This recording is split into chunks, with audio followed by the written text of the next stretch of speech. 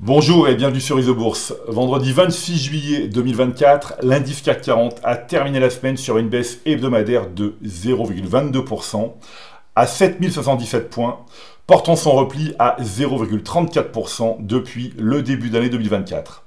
Alors les principaux indices boursiers américains et européens ont clôturé une semaine marquée par une publication de résultats d'entreprise aux résultats mitigés.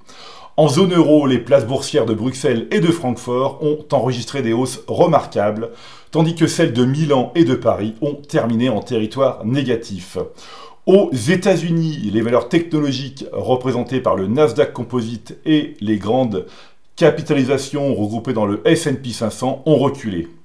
A l'inverse, les petites valeurs américaines mesurées par les indices Russell 2000 et S&P 600 ont fortement progressé. Alors après avoir connu un échec lors de sa tentative de reprise à la fin de l'été 2023, l'indice Russell 2000 affiche une progression soutenue depuis le début d'année 2024. Cette tendance haussière est renforcée par le franchissement à la hausse des courbes de pression 5 et 20 mois, un signal technique positif confirmé en décembre 2023.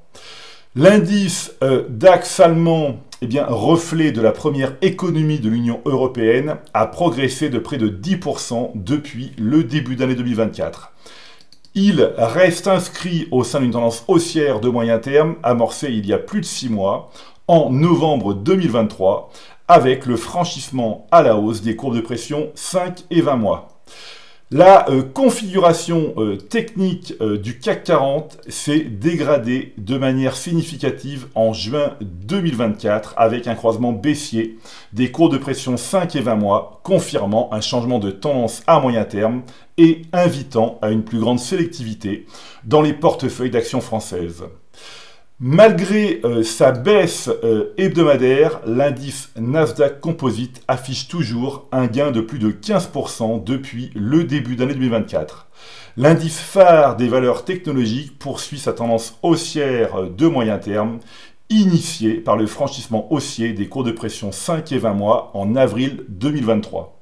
Toutefois, l'indice est actuellement en phase de consolidation, comme le révèle l'analyse hebdomadaire. Bien que la courbe de pression 5 semaines reste tout juste supérieure à celle à 20 semaines depuis le 13 mai 2024, l'écart entre les deux courbes se resserre fortement, laissant présager un potentiel retournement baissier à court terme. Un croisement baissier de ces deux courbes constituerait un signal négatif pour le Nasdaq Composite et pourrait prolonger sa phase de consolidation.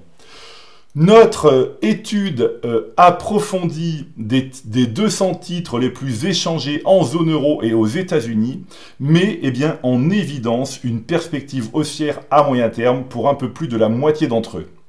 Conformément à notre stratégie, nous recommandons de maintenir les positions sur les actions affichant une tendance de fond solide.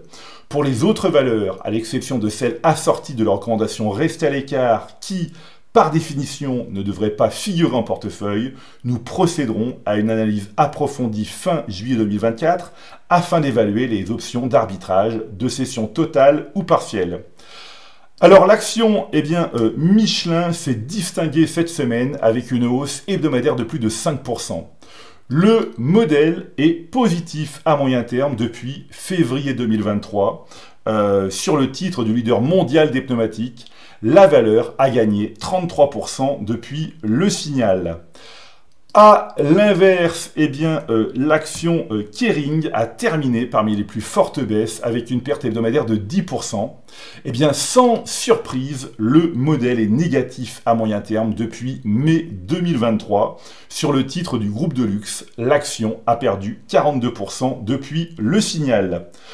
Voilà, écoutez, c'est maintenant à vous de faire le point de vos valeurs en portefeuille avec Isobourse. Je vous souhaite de bonnes vacances et vous donne rendez-vous début septembre 2024 pour ma prochaine chronique.